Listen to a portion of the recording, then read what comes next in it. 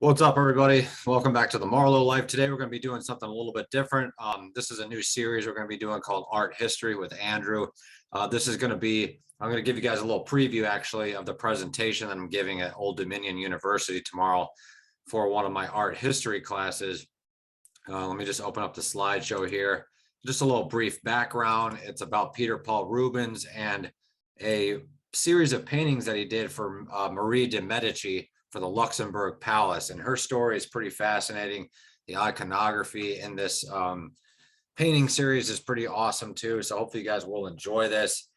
This is like a little practice run through. I'm still kind of working out the kinks. So wish me luck tomorrow. So here we go. Rubens and the Disembarkation at Marseille, display of female power in patriarchal France. In 1621, Peter Paul Rubens received an ambitious commission by Mary de Medici, former queen consort and regent of France. The large-scale work is known as the Medici Cycle and is a series of 24 paintings now residing in the Louvre in France. The images commemorate the life of Mary de Medici as well as her late husband, Henry IV, King of France. The Medici Cycle was created for the Luxembourg Palace, which would serve as Marie's home as well as political headquarters. The political motivation for this commission was Marie's return to France in 1618 after being exiled by her son, King Louis XIII. This paper focuses on one of the 24 paintings in the Medici Cycle, the Disembarkation at Marseille, and how it served as propaganda for Marie's regency. Previous scholars, such as Jennifer Milan and Eric Wolf, among others, have explored the biography of Mary de Medici and the allegorical framework, which this thesis will expound on. I will demonstrate how Rubens used opposing forms of mythology in the Disembarkation to present Mary de Medici as heroic and virtuous. I will also explore the feminine allegory used in the cycle that elevated Queen Marie de Medici among the great monarchs of France.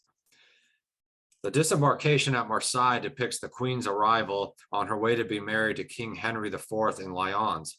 She is accompanied by the Duchess of Tuscany, Duchess of Mantua, as well as other individuals and personifications seen here.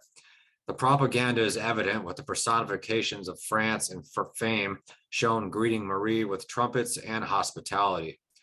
The painting also shows figures from pagan mythology welcoming the Queen at the bottom. Rubens utilized a visual narrative that reflected the opinion of some that the Queen's regency was peaceful and prosperous. As the title of this paper suggests, the way Rubens handles the depiction of female power in the context of patriarchal France is important.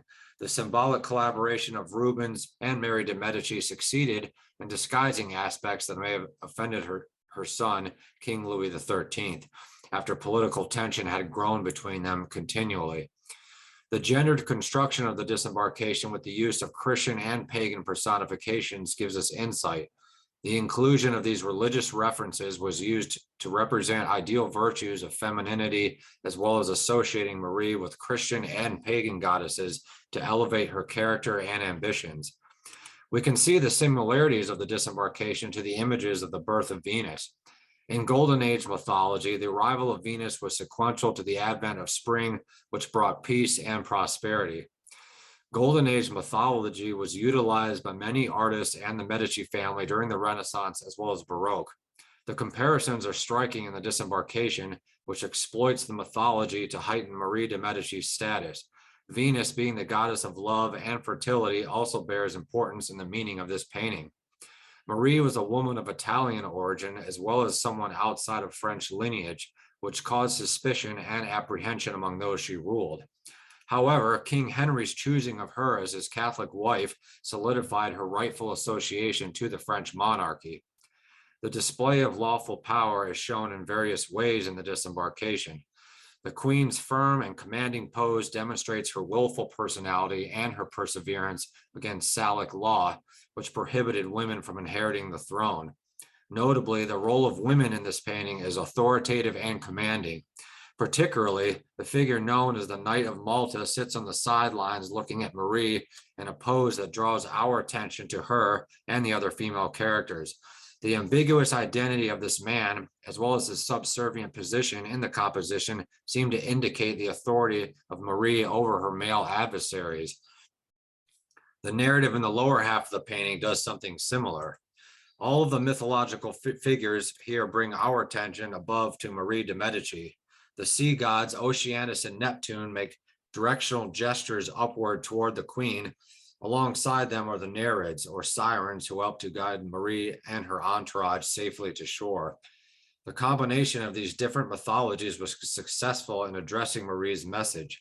The Marian imagery was essential in representing Marie as a nurturing figure. The result of these comparisons also added to the powerful propaganda. And Alexandra Ziegler's thesis directs our attention to the many similarities of Mary de Medici's life and that of the Virgin Mary. Both of these women became mothers to powerful sons, and both suffered tragedies throughout their lives. The queen had chosen to portray herself in the likeness of the Mother Mary for obvious reasons. Marian personifications added to Mary de Medici's alignment with the birth of Jesus, but also justified her own suffering, similar to that to the ones of Christianity's Mary. The disembarkation includes Christian images of Mary and served an important role, but the ancient Greek allegories served as the more powerful forms of visual communication. Expressed in the composition of the painting, the pagan allegory is the main element holding it together. Figures such as Venus throughout the cycle indicate the symbolic rebirth of not only Marie's tenure, but also aligning her career as a rebirth of the Golden Age itself. This classical symbolism contributed to the narrative of Marie's peaceful regency, as well as her desire to be seen in a new way politically after her return from exile. Mary de Medici was building a complex visual discourse among the royalty that came to view the cycle. Social events held at the Luxembourg Palace would have served a role in spreading the political ambition of Mary de Medici through the process of dissimulation mentioned by Susan Sayward in her Golden Age of Mary de Medici. The deeper meanings in the visual propaganda, as well as ones disguised in personifications, would have been fully controlled by the Queen. Analyzing this concept in a modern way suggests a feminist interpretation. Although feminism as a social movement was non-existent during the age of Mary de Medici, Queen Mary de Medici was asserting control of her allegory where she lacked control in her social and political environment. The high ambitions of Mary de Medici are firmly immortalized in the Medici cycle, but sadly did not come to fruition. In her later years following the creation, problems again arose between her and King Louis XIII, and she was persuaded to abandon her position in court. More conflicts followed in 1603, and she again fled from France, dying later in 1641. Although heavily disguised in personifications and allegories, the themes throughout the Medici cycle and the disembarkation give us compelling evidence into her mentality, as well as the culture of Baroque art during the time of Peter Paul Rubens. The cycle served not only as propaganda redeeming the Queen's dwindling power, but it also represented a woman's ambition to succeed in a dangerous and patriarchal society. Hope you guys enjoyed that little lecture on Peter Paul Rubens. Check out the Medici cycle on Google. You can go to the Louvre website and check out the entire painting cycle. It's pretty fascinating stuff. Make sure you guys follow me on Instagram at Andrew Marlowe Artist. We'll see you guys next time.